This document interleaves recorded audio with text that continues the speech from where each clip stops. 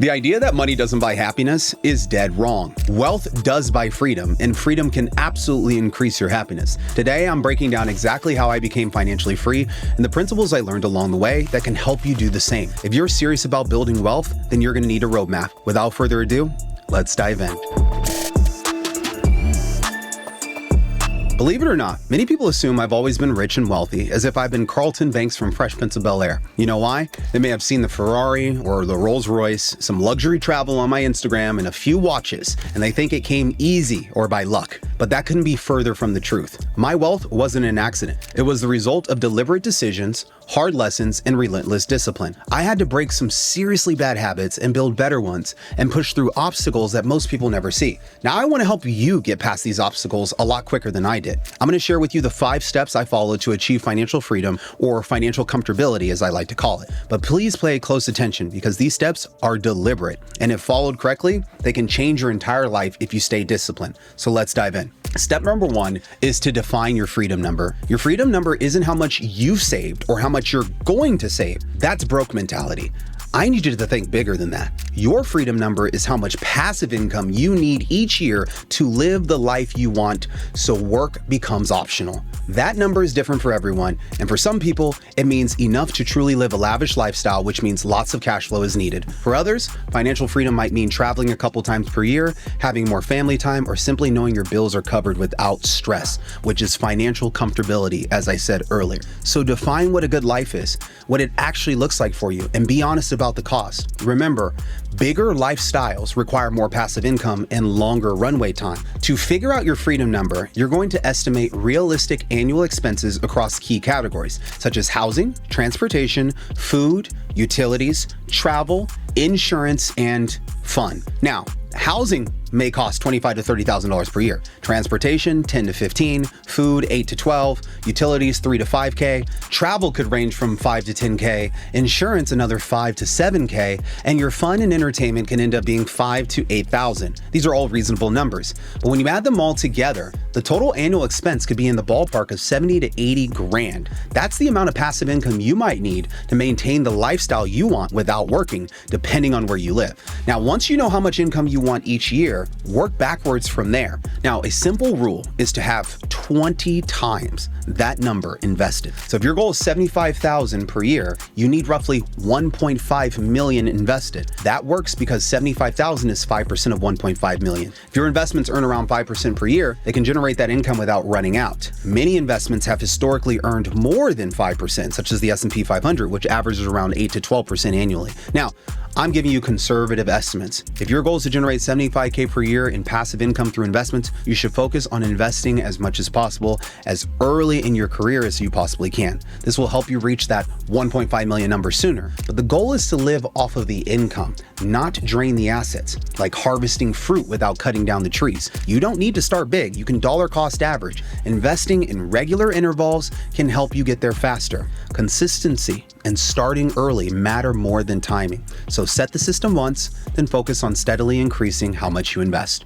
Now, before we move on, I want to remind you that my Tax-Free Millionaire Summit is right around the corner, happening March 10th through March 12th. Over the course of these 3 days in this virtual event, I'll be teaching you the exact strategies that the wealthiest of Americans use to legally reduce their tax bill by often 50 to 100%. We'll break down powerful concepts like real estate investing, oil and gas, and even advanced entity structuring, and many more sophisticated strategies that most people never learn and most CPAs never mention. This event is for those that are earning at least $300K in income and want to stop overpaying the IRS. Seats are limited, so make sure you grab your ticket using the link below in the description. Now back to this video. All right, let's jump to step number 2. Step number 2 is to engineer your lifestyle. Reaching your freedom number should feel overwhelming at first, especially if your passive income needed is big enough to house your lifestyle. It certainly did for me. But the fastest progress often comes from optimizing what you already have, not earning dramatically more overnight. So start by auditing. Start by looking at where money is leaking. For example, most people overspend on convenience, brand names, and appearance, often without realizing it. This isn't about cutting joy from your life. It's just about removing waste. Take your cars, for example. Social media makes it look like everyone's driving luxury vehicles, but behind the scenes,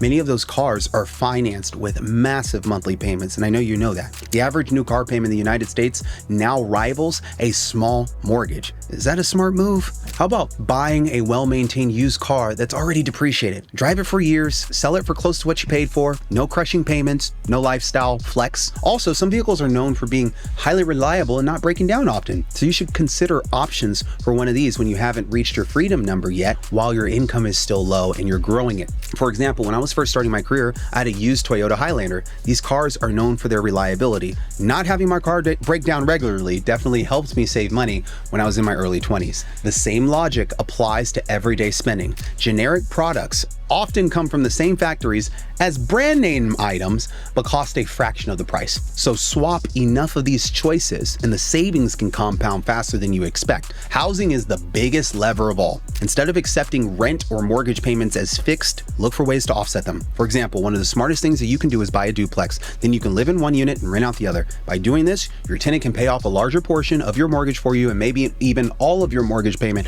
depending on where you live. This will save you a fortune in rent or mortgage payments while you build equity in a valuable piece of property. That's a strategy. This strategy is called house hacking, and it also serves as a great introduction to the world of real estate investing, which is one of the best ways to build wealth. I know you're aware of that. Now, one of the biggest advantages of real estate investing is leverage. Leverage simply means using other people's money, typically a bank's money, to control an asset. With real estate, you can often buy a property with only 15 to 20% down while the tenant pays the mortgage over time. You control the entire property, benefiting from all of its appreciation, and you get to build equity despite only putting up a fraction of the purchase price.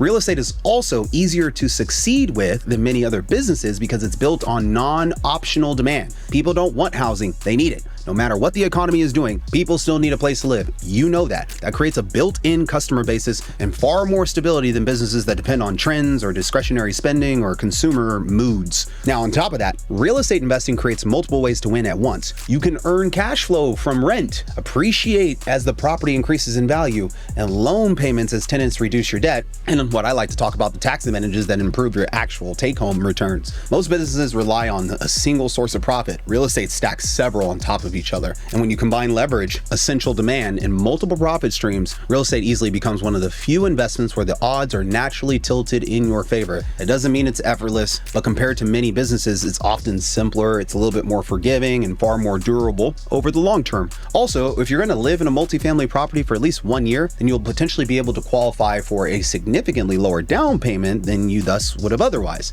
For example, you could potentially qualify for the FHA loan, which is just a 3.5% down payment if you live in the property. Now, Airbnbs are also an option. You might have heard me talk about that on this channel. If you have extra space in your apartment, you could potentially turn it into an Airbnb listing. Some people also rent out their whole apartments on Airbnb and stay with friends or family while the rental is taking place. This strategy can dramatically reduce rental costs if you apply the Airbnb income to your rent. Airbnbs can also have incredible tax benefits if you structure them and you use them correctly. For example, some Airbnb owners are able to use losses from their properties from the depreciation to offset W-2 and 1099 income. Absolute game changer in the tax space. Watch this video right here to learn more about it. Now, real estate investing certainly helped me reach my financial freedom number faster, and if you do it right, it could potentially help you reach your number faster too. Step 3, use credit the right way. Credit cards aren't dangerous. Not knowing how to use them is. When you understand how credit actually works, it stops being a liability and starts becoming leverage. Used responsibly, credit builds your financial reputation,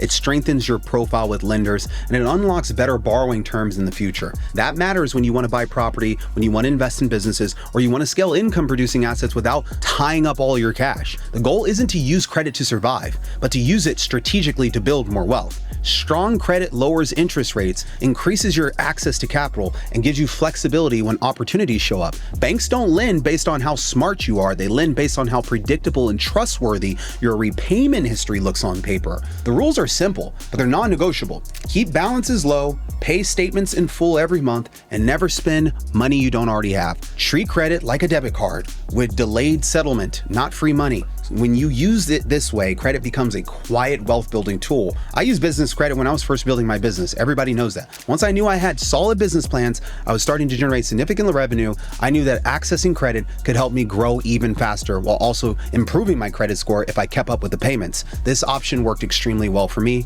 and it can work well for you too if you're responsible. Step number 4, build more than one income stream. Relying on a single paycheck is one of the biggest financial risks most people never question. Jobs feel stable until they aren't. down, companies restructure, industries change, and roles disappear. On top of that, most people will change careers multiple times over their lifetime, often in ways they can't predict or control. So multiple income streams reduces that risk. Think of income like the legs of a table. The more legs you have, the harder it is for your life to collapse if one gets kicked out. And when income comes from more than one place, your stress goes down, your confidence goes up, decisions become less desperate. You start with what you already know or what you already do well. That could be freelancing, it could be a skill you used at work, building an online business, offering a local service, investing in cash flow assets, or just creating a digital product that can be sold. The point isn't to chase every opportunity, it's to build one additional stream at a time, then stack them intentionally. This isn't about working nonstop or burning yourself out. It's about creating optionality. Extra income gives you breathing room, leverage, the ability to say no when something isn't aligned. Time isn't the real obstacle.